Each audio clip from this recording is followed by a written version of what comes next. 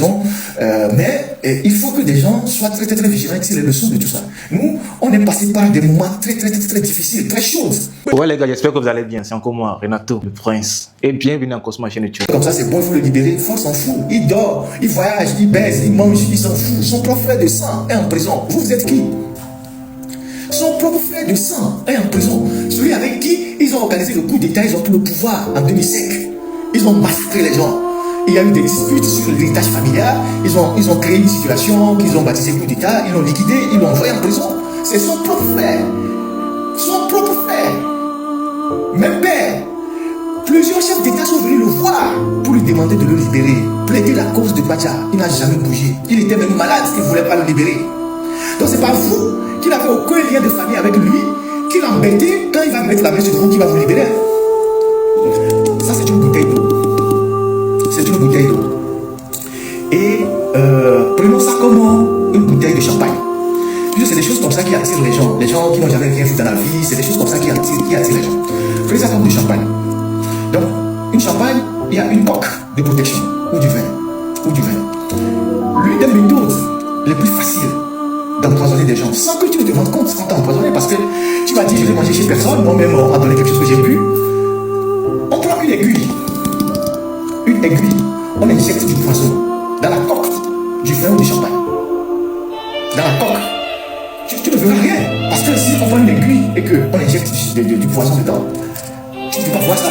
Donc quand tu vas chez quelqu'un, peut-être des gens chez qui, quelques de vos amis du pouvoir, je ne sais pas qui, et puis ils connaissent tes habitudes, et puis ils disent, ah voilà, on a du bon champagne pour toi, on te donne tout ça, tu vas aller boire pour faire la fête. Tu vas boire ça, et 4 mois, 6 mois, 5 mois après, tu commences à développer des maladies bizarres, et puis après on va te dire, tu as des cancers, tu as ci, tu as ça, et puis ça va rapidement.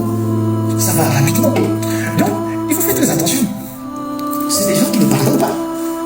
Donc, les gens qui croient que hier, ils ont combattu Yadima, ou bien ils ont combattu son fils Fonassi, et que la lutte étant tellement longue, ils sont fatigués, ils veulent rentrer au pays, ils trouvent des arguments en disant oui, on a eu des révélations, Dieu nous a dit, les opposants ne sont pas sérieux, on va retourner au pays pour collaborer avec le régime. C'est votre cercueil que vous allez acheter. C'est votre cercueil que vous irez acheter. Donc, ceux qui font ces genres de choses-là, qui font ces choix hasardeux, ils n'ont qu'à faire très attention. Très attention. Et les gens aussi de la diaspora qui sont des activistes et qui passent par des chemins détournés pour rentrer au Togo, soit disant je descends au Bénin, je descends au Ghana, je vais rentrer clandestinement au Togo, on ne saurait pas que c'est moi. Ne prenez pas ces genres de risques. Ne prenez pas ces genres de risques. Un combattant vivant est un combattant mort ne servira plus à rien. Mais il a libéré, on a va. Et il a va. Nous, on l'a libéré, on a dit. Donc, un combattant, c'est quelqu'un qui doit être très discipliné sur tous les plans. Et il y a des risques à ne pas prendre. Il y a des risques à ne pas prendre parce que tu es naïf. Et tu vas croire que, bon, quelqu'un va te tromper que non, si tu viens, moi je suis ministre, je suis ceci, je vais voir le patron pour toi et il ne se passera rien. Mais on a vu des journalistes, même dans notre corporation, des gens qui ont basculé. Aujourd'hui, est-ce que vous entendez parler d'eux? Ils ont des problèmes. Mais c'est des gens qui ont fait la pluie le bout temps. Donc, il faut rester très éveillé, très discipliné. Pour éviter des problèmes à vos familles, pour éviter que vos familles soient plongées dans des problèmes, dans la souffrance pour rien, à cause de vos bêtises. À cause de vos bêtises. À cause de votre inconséquence. Qu'est-ce qu'il y a dans la vie que tu n'as jamais mangé, que c'est là-bas que tu peux aller manger ça? Il y a quoi dans la vie que tu n'as jamais mangé? Même si tu manges ton petit veillis, tout ça chaque jour, c'est pour toi, c'est ta nourriture. Personne ne sait que si tu sens que c'est du veillis qui est dans ton ventre, ou c'est pas du con qui est dans ton ventre, mais celui qui a pris du caviar et toi, vous êtes le même. Qu'est-ce que vous allez chercher là-bas? Donc voilà ce que je voulais partager avec surtout les activistes qui se méprennent sur la nature même du régime. Les activistes qui se méprennent sur la nature même du régime. Ce régime ne pardonne pas. Si vous ne faites pas attention, si on vous chope, mais ils vont vous faire payer pour tous les autres. Vous allez servir de, je sais pas quoi, vous allez servir d'un cas pour les autres. Et c'est ce qu'on vit avec le cas Omolou.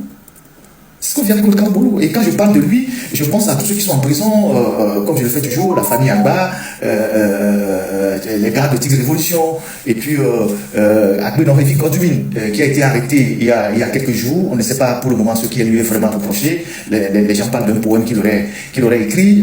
Je ne sais pas si le fait de publier un poème peut envoyer quelqu'un en prison. Mais il faut que des gens soient très vigilants et tirent les leçons de tout ça. Nous, on est passé par des moments très difficiles, très chauds. Si on est encore en vie, si on tient encore, c'est qu'on a fait preuve de beaucoup de vigilance et de discipline. De discipline surtout. De discipline personnelle. Donc, on ne se dit pas révolutionnaire en étant dans le laxisme.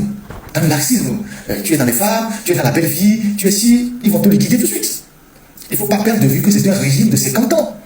Et plus de 50 ans, ils ont 50 ans de relations, 50 ans de réseau, 50 ans de moyens, d'argent. Donc, ils peuvent agir partout. Donc, voilà ce que moi je voulais partager avec les amis, en espérant que tous ceux qui sont arrêtés, qui sont actuellement dans les liens de la détention, que ce soit pour des questions politiques ou des raisons, je ne sais pas quoi, on puisse rapidement les retrouver et qu'on puisse les libérer pour que ces gens-là retrouvent leur famille en toute tranquillité. Mais il dort. Il a son propre frère en prison depuis 14 ans, 15 ans. Les gens sont venus lui demander pardon, des chefs d'État, des rois. Les gens sont venus lui demander pardon. Que bon, c'est bon, là, le temps que tu l'as puni comme ça, c'est bon, il faut le libérer. Il faut s'en fout. Il dort, il voyage, il baise, il mange, il s'en fout. Son propre frère de sang est en prison. Vous êtes qui? Son propre frère de sang est en prison. Celui avec qui ils ont organisé le coup d'État, ils ont pris le pouvoir en 2005. Ils ont massacré les gens. Il y a eu des disputes sur l'héritage familial. Ils ont créé une situation qu'ils ont baptisé coup d'État. Ils l'ont liquidé, ils l'ont envoyé en prison. C'est son propre frère. Son propre frère. Même père. Plusieurs chefs d'État sont venus le voir pour lui demander de le libérer. Plaider la cause de Badja. Il n'a jamais bougé. Il était même malade. Il ne voulait pas le libérer. Donc c'est pas vous qui n'avez aucun lien de famille avec lui, qui l'embêtez quand il va mettre la main sur vous, qui va vous libérer. Il faut savoir qui vous combattez. Il faut savoir, il faut connaître. Quand vous combattez quelqu'un, il faut connaître la personne. Il faut connaître la personne. Nous, on a fait les sports de combat et on t'apprend à connaître ton adversaire avant de l'affronter. Si tu ne peux pas l'affronter de façon frontale, tu peux utiliser la ruse. Donc il faut savoir qui vous combattez. Sinon, si vous pensez que c'est de l'amusement, le jour où ils vont vous mettre la main dessus, mais lui, il a les oreilles bouchées, tout le monde peut intervenir, il s'en fout. Comme il s'en fout pour son beau-frère, Badja Gnassingbé. Il s'en fout. En plus de Badja Gnassingbé, son propre beau-frère aussi en prison. Il a deux beaux-frères en prison, il a Katanga qui est en prison, il y a M. Charles Azumaro qui est en prison, qui est aussi le mari de la sœur, d'une de ses sœurs, la pharmacienne qui est décédée. Et on a inventé une histoire comme quoi il en sait quelque chose sur la mort de sa femme, on l'a foutu en prison, il est en prison, il a fait toutes les requêtes pour retrouver la liberté, ils ont refusé, ils sont en train de prendre ses biens, ils l'ont arraché les enfants, il est en prison. Il est de la famille Gnassingbé. C'est-à-dire qu'il a fait des enfants avec une Gnassingbé. La dame est morte d'AVC.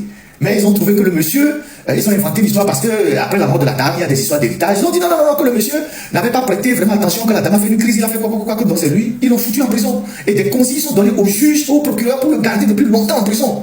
Et pendant qu'il est en prison, ils sont en train d'arracher ses biens. Ils ont même arraché les enfants. Il reste qu'ils vont changer le nom des enfants. Ça, c'est les Gnassingbé, ça. Donc, il ne faut pas blaguer avec ces gens-là.